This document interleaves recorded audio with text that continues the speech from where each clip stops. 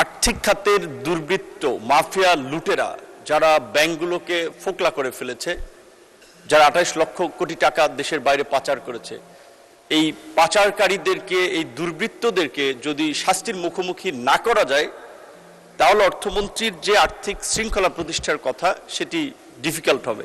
সেজন্য অর্থমন্ত্রী, আমি জানি তিনি একজন সিজন পলিটিশিয়ান, একজন ডিপ্লোম্যাট, একজন ইকোনমিস্ট, কাজী তার এটা মাথায় আছে। তারপর আমি একটু মনে করিয়ে দিলাম, এই বাজেটে সবার জন্য উন্নয়ন, সবার জন্য মানসম্মত স্বাস্থ্য, শিক্ষা, সার্বজনীন সামাজিক সুরক্ষা, বিনিয়োগ নির্ভর কর্মসংস্থান, উৎপাদনমুখী অর্থনীতি, আর্থিক খাতের স্থিতিশীলতা, জ্বালানি নিরাপত্তা সহ 10টি খাতকে গুরুত্ব দিয়েছেন অর্থমন্ত্রী। এবং একই সাথে তিনি 2034 সালের মধ্যে $1 ট্রিলিয়ন অর্থনীতিতে পৌঁছানোর আশাবাদ ব্যক্ত করেছেন। এজন্য অর্থমন্ত্রীকে অভিনন্দন জানাই। বিশেষ করে যে 10টি খাতের গুরুত্ব দিয়েছেন তার মধ্যে একদিকে যেমন আমাদের স্বাস্থ্য, শিক্ষা, কর্মসংস্থানের মতো মৌলিক বিষয়গুলো আছে, আবার মধ্যপ্রাচ্যের এই কিছুদিন আগের যে যুদ্ধ পরিস্থিতির সংকটকে বিবেচনায় রেখে জ্বালানি নিরাপত্তার কথাও বলেছেন। নিশ্চয়ই এটা মাননীয় প্রধানমন্ত্রীর, আমরা বলতে পারি যে তিনি তার বাংলাদেশের দীর্ঘ নির্বাসিত জীবন শেষে যখন এসেছিলেন, তিনি যখন বাংলাদেশের মাটিতে পা রেখে সেই পূর্বাঞ্চলের এই 300 ফিটে ঐতিহাসিক একটি জনসমুদ্রের মাঝে বলেছিলেন আই হ্যাভ এ প্ল্যান।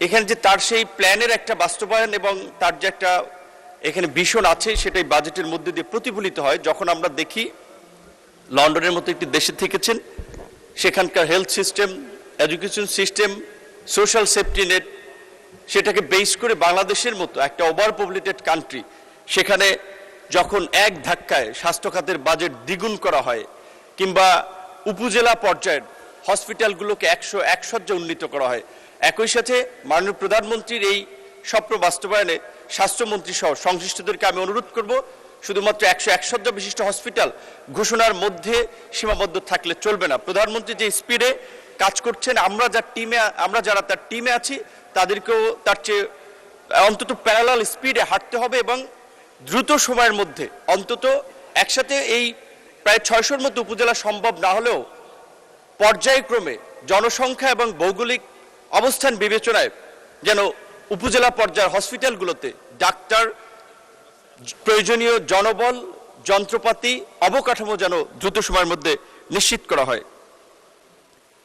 দক্ষ মানব সম্পদ তৈরিতে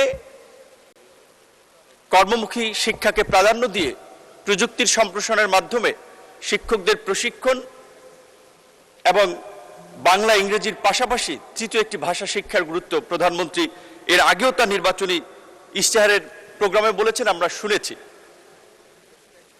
কওমি মাদ্রাসা শিক্ষার্থীদের কথা অনেকে বলেছেন, কেউ কেউ সস্তা পপুলারিটি বা বাহবা পাওয়ার জন্য বলেছেন, আবার কেউ কেউ বাস্তবতা নিরিখে বলেছেন। কারণ কওমি মাদ্রাসা এটা একটি স্পর্শকাতর জায়গা, এটি নিয়ে কথা বলা, এটি নিয়ে সরকারের সিদ্ধান্ত গ্রহণ।